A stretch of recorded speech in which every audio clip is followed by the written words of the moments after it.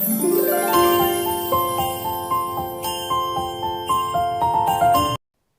friends, welcome to Anbil Sahitya Education Channel. In the channel TRB, TET exam, UGC NET exam, SLET exam, college examination அனைத்து விதமான updates வரக்கூடிய சேனலுங்க. Keep watching and keep supporting. Hi friends, this is Sumathi Ravichandran. நிறைய நண்பர்கள் பார்த்தீங்கன்னா college TRP exam, UGC net exam, SLET exam இந்த மாதிரி நிறைய வகையான தேர்வுகளுக்கு தயாராகிட்ருக்கீங்க. ஸோ இந்த தேர்வுகளில் நம்ம குறைவான நாட்களில் அதிக மதிப்பெண் எடுக்கணும் அப்படின்னா அதுக்கு என்னென்ன வழிமுறைகள் இருக்குது? இன்றைக்கி எல்லாருமே அவசரமான ஒரு காலகட்டத்தில் வாழ்ந்துக்கிட்டு இருக்கோம். நமக்கு வேலை பளு அப்படிங்கிறது ரொம்ப ரொம்ப ஜாஸ்தி, ஸ்ட்ரெஸ் அப்படிங்கிறது ரொம்ப ரொம்ப ஜாஸ்தி. ஆனாலும் இருக்கக்கூடிய இந்த காம்படிஷனில் நாம் எப்படி அச்சீவ் பண்ணுறது அப்படிங்கிறது பெரிய கேள்விக்குறியாகவும் இருக்குது. ஸோ எல்லாரும் ஈஸியாக காலேஜ் டிஆர்பி எக்ஸாமினேஷனில் அச்சீவ் பண்ணுறதுக்கு என்ன மாதிரி பெஸ்ட்டான ஸ்டடி மெத்தட்ஸ் இருக்குது, டிப்ஸ் இருக்குது, நம்ம அதை எப்படி ஃபாலோ பண்ணி படித்த விஷயங்களை ஞாபகத்தில் வச்சுக்கலாம் அப்படிங்கிறதான் இந்த வீடியோவில் டீட்டெயிலாக பார்க்கலாங்க. நிறைய பேர்த்துக்கு நான் ஏற்கனவே daily study plan, housewife, college போகக்கூடியவங்க, ரிசர்ச் ஸ்காலர்ஸ் இந்த மாதிரி நிறைய ஆஸ்பெக்டில் நம்ம கொடுத்துருக்குறோம்.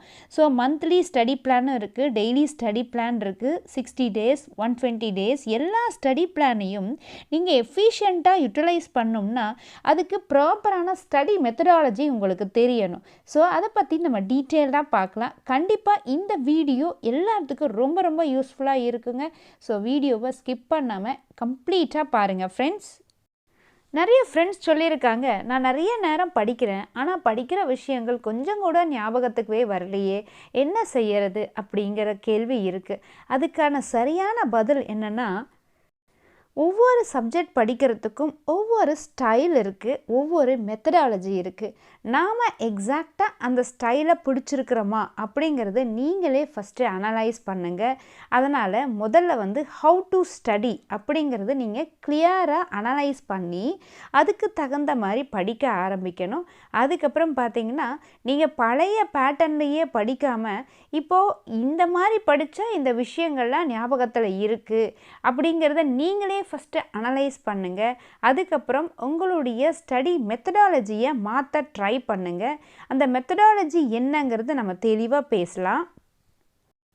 அதே நேரத்தில் நீங்கள் குறைவான நேரங்களில் நிறைய விஷயங்களை படிச்சிருக்கணும். அது எப்படி பார்க்கலாம். அதாவதுங்க, முதல் விஷயம் அப்படின்னா நீங்கள் டிஃப்ரெண்ட் டெக்னாலஜியை பயன்படுத்தணும், ஸ்மார்ட்டான ஆப்ஸை பயன்படுத்தணும். எப்படின்னு பார்க்குறீங்களா? அதாவது எல்லாத்து கையிலையும் ஸ்மார்ட் ஃபோன்ஸ் இருக்குது. அதெல்லாம் போக ரெக்கார்ட் பண்ணி வச்சுக்கிறதுக்காக மினி ரெக்கார்டர்ஸ் இருக்குது. இந்த மாதிரி ஏதாவது ஒன்று ஃபஸ்ட்டு நீங்கள் வாங்கிக்கோங்க. வாங்கிக்கிட்டு என்ன செய்யணும் அப்படின்னா, நீங்கள் உங்களுக்கு 10 யூனிட்ஸ் உங்களுடைய சப்ஜெக்டில் இருக்குது. அது history, political science, Tamil, economics இந்த மாதிரி எந்த சப்ஜெக்டாக இருந்தாலும் இருக்கக்கூடிய யூனிட்ஸில் நீங்கள் சில ஏரியாவில் ரொம்ப கம்ஃபர்டபுளாக ஃபீல் பண்ணுவீங்க. சில ஏரியாஸு ஐயோ சுத்தமாக வரவே மாட்டேங்குதே, படித்தா ஞாபகத்துலேயே நிற்க மாட்டேங்குதே அப்படின்னு நீங்கள் யோசிப்பீங்க. முதல்ல அந்த இடங்களை ஃபைண்ட் அவுட் பண்ணுங்கள். ஃபைண்ட் அவுட் பண்ணிவிட்டு நேரம் கிடைக்கும் போதெல்லாம் உட்காந்து அந்த டாப்பிக்கை ஒரு சத்தமில்லாத அறையில் உட்காந்து அழகா உங்கள் சொந்த வாய்ஸ்லேயே அதை வாசித்து அதை முதல்ல ரெக்கார்டரில் போட்டு ரெக்கார்ட் பண்ணி வைங்க. ரெக்கார்ட் பண்ணி வச்சதுக்கப்புறமா நீங்கள் சேவ் பண்ணும்போது கம்ப்ளீட்டாக அந்த டாபிக்ஸ்னுடைய நேமை போட்டு சேவ் பண்ணி வைங்க. அதுக்கப்புறமா நீங்கள் ஹவுஸ் ஒய்ஃபாக இருக்கலாம், காலேஜ் போகக்கூடியவங்களாக இருக்கலாம். எப்பெல்லாம் உங்களுக்கு நேரம் இருக்குதோ அந்த நேரங்கள்லாம் நீங்கள் ரெக்கார்டட் வீடியோஸை, ஆடியோஸை நீங்கள் கம்ப்ளீட்டாக கேட்டுக்கிட்டே இருக்கணுங்க. லேடிஸ் சமையல் பண்ணும்போது இந்த மாதிரி கேட்டுக்கிட்டே குக் பண்ணலாம். வாக்கிங் பண்ணும்போது யூஸ் பண்ணலாம். நீங்கள் ட்ரெயின்லேயோ பஸ்லேயோ ஒர்க்கிங் பீப்புள் ட்ராவல் பண்ணும்போது அந்த குறைவான நேரத்தை கூட வீண் பண்ணாமல் அந்த நேரங்களில் நீங்கள் இந்த ரெக்கார்டட் கண்டென்ட்டை ரிப்பீட்டடாக கேட்கும்போது எதெல்லாம் கஷ்டம் நினச்சிங்களோ அத்தனை விஷயங்களும் உங்களுக்கு ரொம்ப ரொம்ப ஈஸியாக போயிடும். எக்ஸாமினேஷன் டைமில் ரிலாக்ஸ்டாக நீங்கள் ரொம்ப எஃபிஷியண்ட்டாக அந்த பகுதியை அங்கே போய் எழுதுவீங்க. எய்தர் நீங்கள் அப்ஜெக்டிவாக இருக்கலாம், டிஸ்கிரிப்டிவாக இருந்தாலும் ரொம்ப எக்ஸலண்ட்டான ஆன்சர் இந்த ஒரு மெத்தடை நீங்கள் பயன்படுத்தினீங்கன்னா யூஸ்ஃபுல்லாக இருக்குங்க. ஏன்னா இது நான் வந்து யூபிஎஸ்சி எக்ஸாமுக்கு ப்ரிப்பேர் ஆகும்போது நான் ரொம்ப ரொம்ப டிஃபிகல்ட்டாக இருக்கக்கூடிய புக்ஸை டைம் கிடைக்கும் போதெல்லாம் அழகாக ஒரு ரெக்கார்டர் வாங்கிட்டு நிறைய கேசட்ஸ் வாங்கிட்டு அதில் பேர் எழுதி வச்சு வாய்ஸ் ரெக்கார்ட் பண்ணி ரிப்பீட்டடாக நான் கேட்டேங்க. 12 வருடங்களுக்கு முன்னாடி படித்த விஷயங்கள் இன்றைக்கும் என்னுடைய ஆள் மனசில் இருக்குது.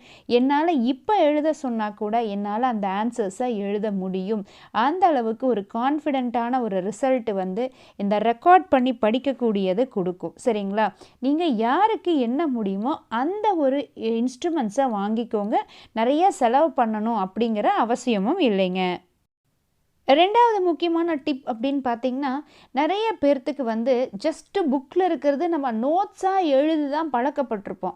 ஆனால் அந்த மாதிரி நோட்ஸாக எடுக்கிற விஷயத்த நீங்கள் அதை வந்து பிக்டோரியலாக மாற்றினீங்கன்னா, அதாவது அதை படமாக மாற்றினீங்களா, இல்லை மைண்ட் மேப்பிங் மெத்தடாலஜின்னு சொல்லுவாங்க.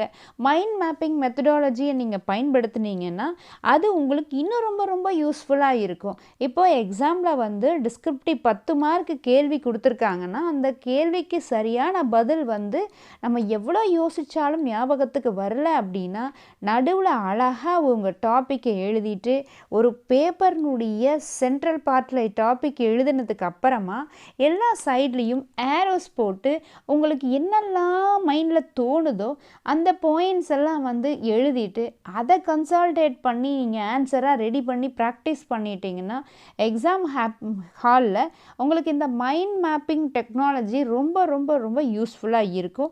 இதுவுமே நான் யூபிஎஸ்சி படிக்கும்போது மெயின் எக்ஸாம் ப்ரிப்பரேஷனில் எனக்கு டெல்லியில் அவங்க டீச் பண்ண ஒரு விஷயம் இந்த மைண்ட் மேப்பிங் மெத்தடாலஜிங்க. ஸோ அதையும் நீங்கள் பயன்படுத்தலாம். இன்னும் நீங்கள் இப்போ ஃபார் எக்ஸாம்பிள் ஜியாகிரஃபி படிக்கிறீங்கன்னா அந்த ஜியாகிரஃபி பார்ட்டில் கண்டிப்பாக நீங்கள் மேப்ஸு யூஸ் பண்ணணும்.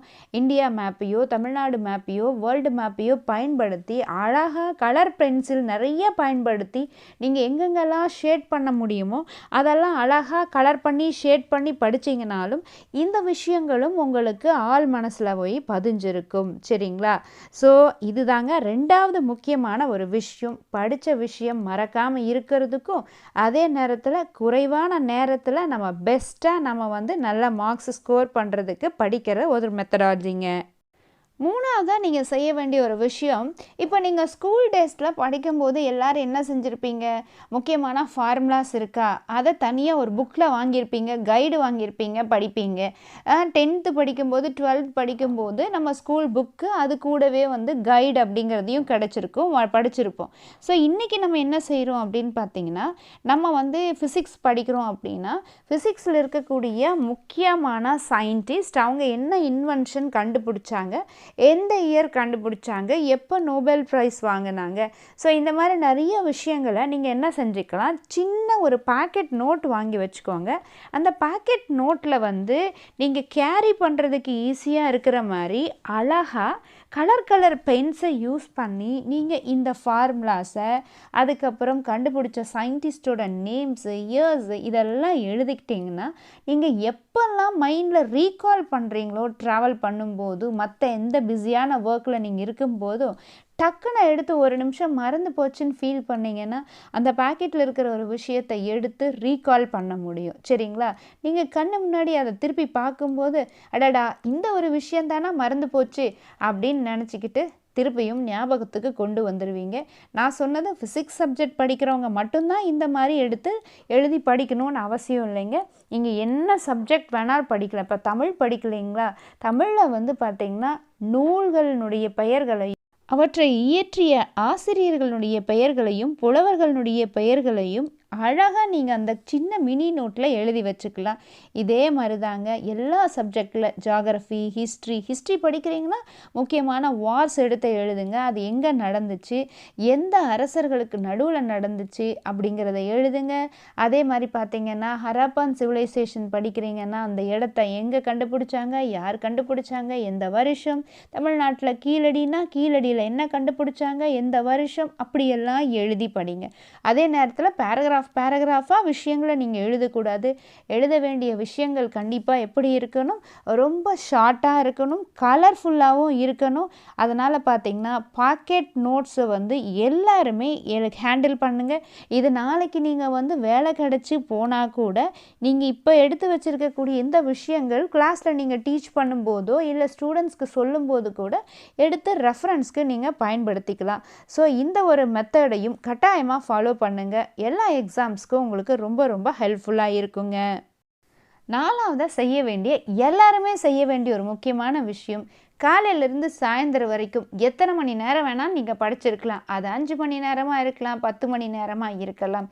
காலையிலேருந்து படித்த ஒரு விஷயத்தை இரவு நேரங்களில் தூங்குவதற்கு முன்னாடி ஒரு அரை மணி நேரம் நீங்கள் அமைதியாக உட்காந்து என்ன படிச்சிங்களோ அதை ஆள் மனசில் கொண்டு போய் புத்தகங்களை பார்க்காம கண்ணை மூடி உட்காந்து ரீகால் பண்ணிங்கன்னா நைட்டு தூங்கும்போது விடிய காலையில் நம்மளுடைய ஆள் மனசில் பதிஞ்சு அதை அப்படியே பிரெயினில் இயர்லி மார்னிங் ரிவிஷன் ப்ராசஸ் அப்படிங்கிறது கண்டினியூ ஆகிட்டுருக்கும். அப்படியெல்லாம் நம்ம தவம் பண்ணுற மாதிரி படித்ததை ரீகால் பண்ணிக்கிட்டே இருந்தால் தான் எக்ஸாம் ஹாலில் எல்லா விஷயங்களும் மறக்காமல் இருக்கும். ஏன்னா 10 யூனிட் அப்படிங்கிறது எக்கச்சக்கமான விஷயங்கள் கொடுத்துருப்பாங்க. ஸோ காலேஜ் டிஆர்பி எக்ஸாமினேஷனில் நம்ம ஏற்கனவே சொன்ன மாதிரி அப்ஜெக்டிவ் டிஸ்கிரிப்டிவ் ரெண்டுக்கும் நீங்கள் சைமல்டேனியஸாக தயாராகணும். ஃபைனலாக பார்த்தீங்கன்னா ரிட்டன் கிளியர் பண்ணதுக்கப்புறம் நமக்கு பர்சனல் இன்டர்வியூ அப்படின்னு இருக்குது. ஸோ நிறைய ப்ராசஸ்க்கு கண்டிப்பாக இப்போ நான் சொல்லியிருக்கக்கூடிய 4 முக்கியமான மெத்தடாலஜியும் ரொம்ப ரொம்ப யூஸ்ஃபுல்லாக இருக்கும். ஸோ இந்த 4 முறைகளை நீங்கள் பயன்படுத்தினீங்கன்னா கண்டிப்பாக நீங்கள் எதிர்பார்க்குற மாதிரி குறைவான நேரங்களில் எஃபிஷியண்ட்டாக படிக்க முடியும். படித்த விஷயங்கள் கட்டாயம் ஞாபகத்தில் இருக்குங்க. ஃப்ரெண்ட்ஸ், காலேஜ் டிஆர்பி சம்மந்தமாக நிறைய வீடியோஸ் நம்ம சேனலில் இருக்குங்க. வீடியோஸ் பார்க்கலன்னா காலேஜ் டிஆர்பி அப்படிங்கிற ஒரு பிளேலிஸ்ட் இருக்குது, பாருங்கள். இது போக PG TRB, UGC NET, SLET இந்த மாதிரி நிறைய எக்ஸாமினேஷன் சம்மந்தமான வீடியோஸ் நம்ம சேனலில் இருக்குங்க. அன்பில் சாகித்யா சேனலை மறக்காமல் சப்ஸ்கிரைப் பண்ணி உங்களுடைய லைக்ஸ் அண்ட் சப்போர்ட்டையும் கொடுங்க ஃப்ரெண்ட்ஸ். மீண்டும் ஒரு சிறப்பான வீடியோவில் சந்திக்கலாங்க. கீப் வாட்சிங். Thank you so much. நீங்கள் என்னோட இன்ஸ்டாகிராம்லேயோ இல்லை ஃபேஸ்புக்லேயோ நீங்கள் என்ன ஃபாலோ பண்ணலாம். ஸோ உங்களுக்கு நம்ம வீடியோஸ்னுடைய அப்டேட் வந்து நம்ம அதில் போஸ்ட் பண்ணுறேங்க. ஸோ இந்த மாதிரி ஒரு சிறப்பான வீடியோவோட மறுபடியும் நான் சந்திக்கிறேங்க. தேங்க்ஸ் ஃபார் வாட்சிங். See you in the next வீடியோங்க.